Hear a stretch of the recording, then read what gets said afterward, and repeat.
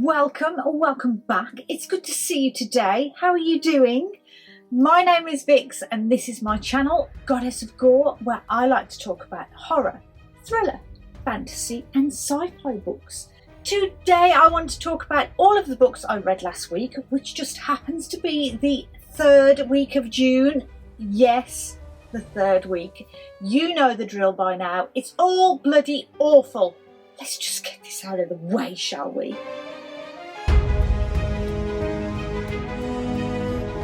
So last week I had just started No Gods for Drowning by Hailey Piper.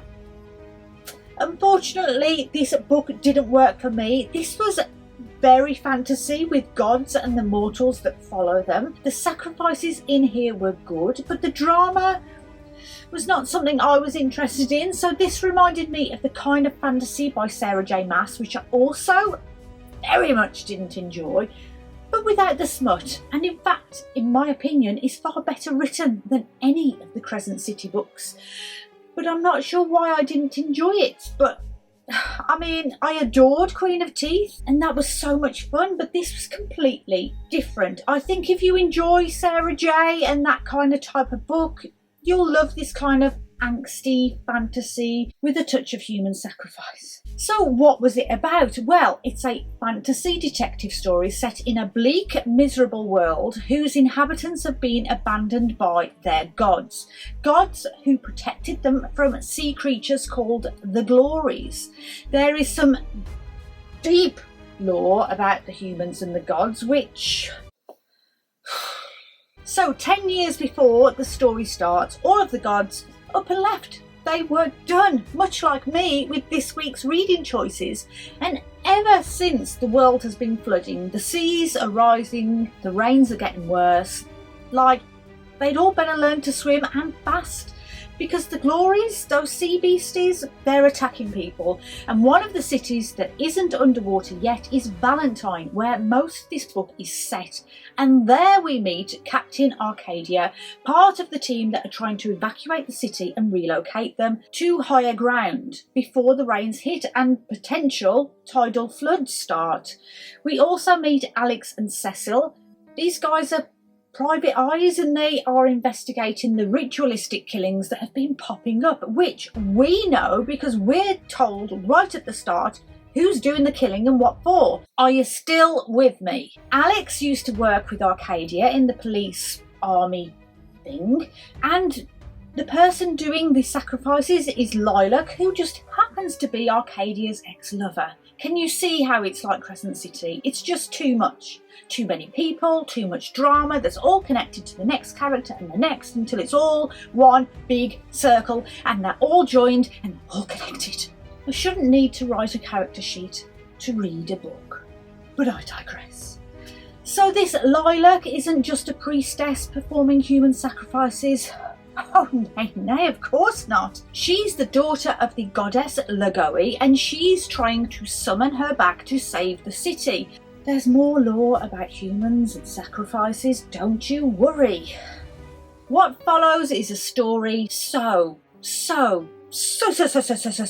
packed full of drama, secrets, lies, guilt, redemption, revenge, double-crossing, betrayals that I can't even begin to explain. But needless to say, it's a lot. That one could say that it felt like I was drowning, never mind the inhabitants of the book's world. But I cannot fault Piper's writing, as always. It was really good, and she does what she accomplished in Queen of Teeth, and that is she created a great character in the priestess Lilac, who did some pretty good kills. I'd have just liked more of that and less of the lore and the gazillion other characters.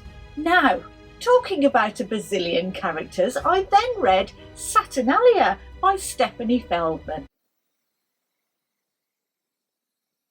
What was that about? So it started off with a pretty easy premise. Nina has to go back to this occult, dark, sexy club she used to work for in order to steal a package from her ex to give to her friend Max on the busiest night of the club's year. Easy, yes? No, that's too easy. Set in a near-future alternate Philadelphia in which the midwinter celebration of Saturnalia has become an event in which all the various clubs, and I mean various social clubs, all vie for the biggest and bestest party night to celebrate and draw power from a variety of ancient gods. Over the course of one night, Nina, who left the Saturn Club after an enigmatic something has happened, something so bad and something so traumatic that the book cannot possibly tell us straight away. It must draw it out in what seems like 1100 pages. So, given a quest for money by her friend Max to find a mysterious box that is somewhere in the club's vast space, something about this whole Max box money didn't quite sound right and has a faint whiff of a setup, and Nina even questioned it, but Max assured her that it would be fine, and she's like, okay, and sets off on said quest. But of course, we knew it wasn't going to be easy, and it was not. To say this is a complicated story would be selling it a little short, and the book got kind of repetitive and bizarre, if you ask me. And this was just another in a long line of books that just didn't work. And I just found myself willing all the characters to die in a horrible, terrible way just to finish the story, but alas, they did not. But then I read The Song for the Void by Andrew C. Piazza, a cosmic horror story set in the South China Sea during the Opium Wars of the mid-19th century. And I loved it. The combination of historical events with themes of morality, psychological manipulation, made this a refreshing change to the usual cosmic horror that I've tried before and really wanted to like. So much so that I actually enjoyed this. The narrative is told from the perspective of Dr. Pierce, a surgeon aboard a British naval ship. His history is marked by profound tragedy, including the loss of his wife and son during childbirth, as well as the murder of his adopted daughter in Hong Kong. As a consequence, Pierce turns to the numbing embrace of the opium pipe, seeking solace from his grim reality and finding temporary bliss.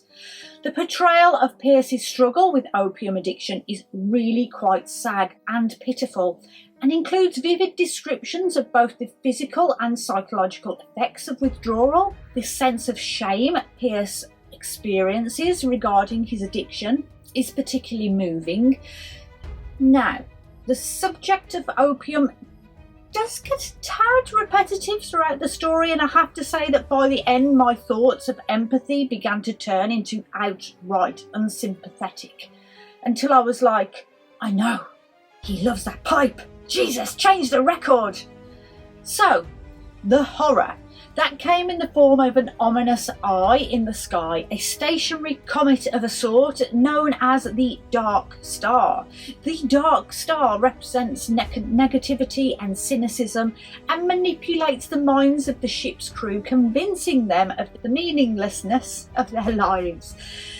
Its power is strongest when the victims are under the influence of drugs or booze, which luckily most of them were, leading them to question the purpose of their existence and the very fabric of reality. As well as Pierce, there was a whole bunch of supporting characters who ranged from the most disgusting and vile to the heroes of the crew. Among them was Zhejiang, a Chinese woman who is taken aboard their ship when the British attack some Chinese pirates. She is consistently underestimated by the British crew members and therefore the most likeable for me. The research that was done to create this novel is very evident in the book, as well as mentioned in the author's notes at the end, from the historical with the Opium War accounts, as well as opium abuse, which Andrew spared no details. The use of isolation and of the ship, and the delirium from the opium, and the sheer underhandedness from the sly, grubby crew were terrific. It really made you feel grotty and stinky too. The madness and gore in this is not spared either. So, If you like slow cosmic horror that builds up to an almighty bang, then you will absolutely love this book. But did I tell you how much Edward Pierce loves opium? So that's it with the books. I've finished. What else have I got going? Well, I'm at book 4, chapter 1, The Taming of Smeagol in the Two Towers by JRR Tolkien. And I've also just started A Baptism of Fire by Andrzej Sapkowski. I'm on chapter 3. I keep being told by my partner, who has read all of the Witcher books, that I will absolutely love this one, but so far it's pretty much more of the same. But we will see. There has to be something in this book to make him say that, mustn't there? It just has to be. So that's it. That's everything I read, badly, last week. How was your week? I really do hope it was more productive than mine. I personally cannot wait to get this month finished, but I will most likely have to carry a few of my commitment reads over into July. How have your plans been for the month? Or are you more sensible than me and don't plan your months too epically, as though you've got all the time in the world to read? Let me know in the comments, but otherwise I would like to thank you for watching and hanging out with me today. I know free time is precious and it means so much you would spend some of it with me. Don't forget to like if you did like my rantings and slight rage today, and subscribe if you'd like to stick around for a while longer. I will leave you, as always, with my favourite quote from one of the week's books. There is a quiet on the sea that speaks to the whole that rests in the centre of our souls. Make some good book choices this week, my friends, and I hope to see you all again soon. Until next time, bye-bye.